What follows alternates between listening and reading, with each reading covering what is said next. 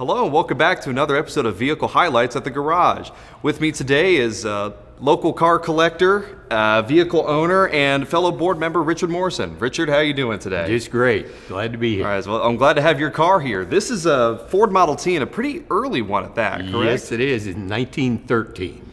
Okay, it's good to see the early ones in here. I love the brass. The brass is a personal favorite of mine. This is not the factory configuration, though. Not at all. This is called a Speedster, and you could consider it as early days of hot rodding. Okay. They even were sold as kits. Mm-hmm. This particular one has the most notable feature that you find is it has 4 front fenders. Then the seat and the fuel tank probably came as part of the kit. I see. I was going to say the body profile looks a little different compared to some other Speedsters out there. Yes. So I see just right off the bat, there's been a couple of modifications that have been done to the car. Do you want to talk about some of those? Okay. Well, the most significant is to the engine. Mm-hmm. It has the number of aftermarket things that were available at the time for Model Ts. It's just astounding.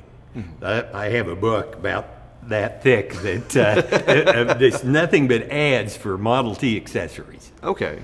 And a lot of them were speed accessories.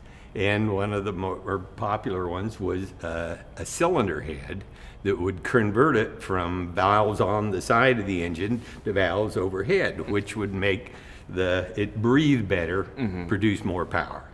This particular one has one of the more popular overhead valve conversion heads, mm-hmm. called a Rajo.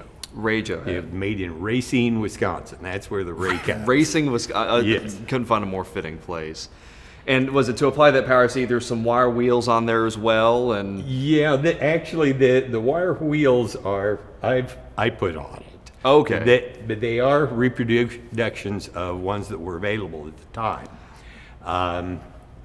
The wooden wheels were on it were getting awfully rickety, and I just didn't feel like they were safe to drive on. I understand. I mean, with all this work done, how fast have you had the car?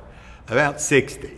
The person I bought it from that kind of did a lot of restoration work on it, mm-hmm. Claims to have had it to 90.